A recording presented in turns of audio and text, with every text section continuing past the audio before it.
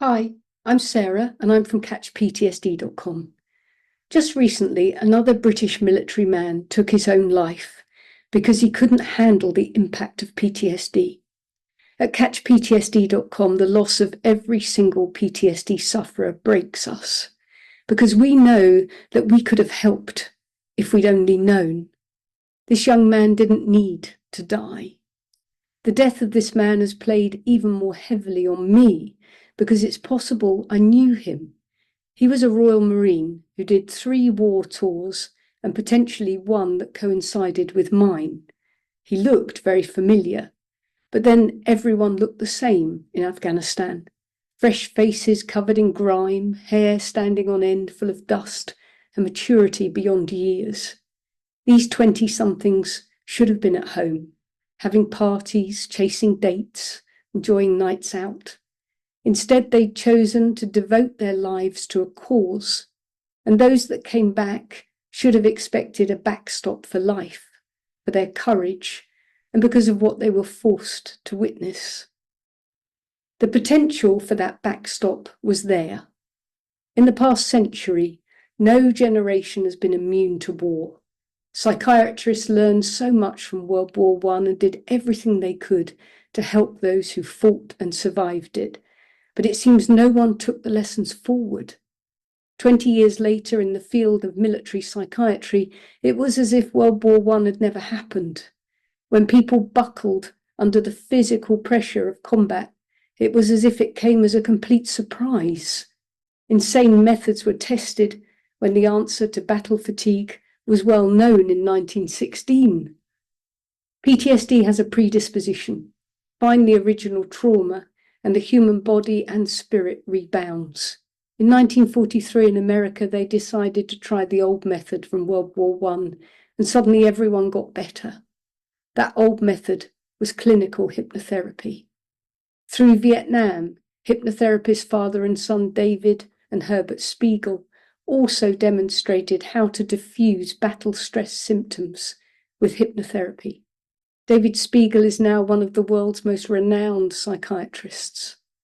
And yet, the repeated, endless, stepping stone conflicts, from Northern Ireland to the Falklands, to Bosnia, to Kosovo, to Iraq I, to Afghanistan, to Iraq II, have not brought forward any of the tomes of PTSD knowledge to help the latest victims of its scourge. Is it deliberate? Because it sure looks that way to me. I know how much military history is taught at military training colleges. Are you telling me that they learn nothing about how they put men back together after World War I? Nothing? Today, when given the proof in their hands, face to face, all the case histories from the past, military leaders and politicians, even doctors charged with military care, look away, refuse to talk about it. They know. They must also therefore know that this man is dead because of them. He did not commit suicide. He was murdered by their negligence. Some might balk at the word murder, but I don't. They let him die when they could have helped him.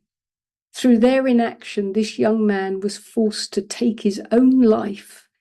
How many more must perish among these young people who made it home, only to die in the prime of their life, leaving behind partners and children just completely bewildered? The body of every PTSD sufferer knows what's wrong. A therapy exists to extract that information. Hypnotherapy. When the subconscious problem moves to the conscious mind, symptoms stop. It's that simple. It's not rocket science. They knew this in World War I. It's so simple, so fast, so cheap to heal. When a government spurns the cheapest, most effective solution, you know that there are underhand forces at work.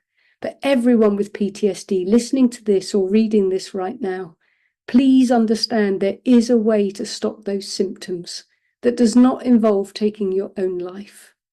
Too many people love you and need you, even when all seems lost, even people you might not even realize are thinking of you. Sam, whether our paths crossed or not, whether you know me or not, I salute you. For everything you were and everything you did, I just wish I could have got to you.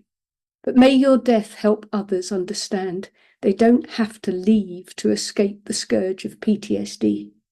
If you're suffering, take a look at catchptsd.com now and link up with one of us. Just come and chat for free. Because your people need you, and we can't bear this heartbreak any more than you can. We're here to help.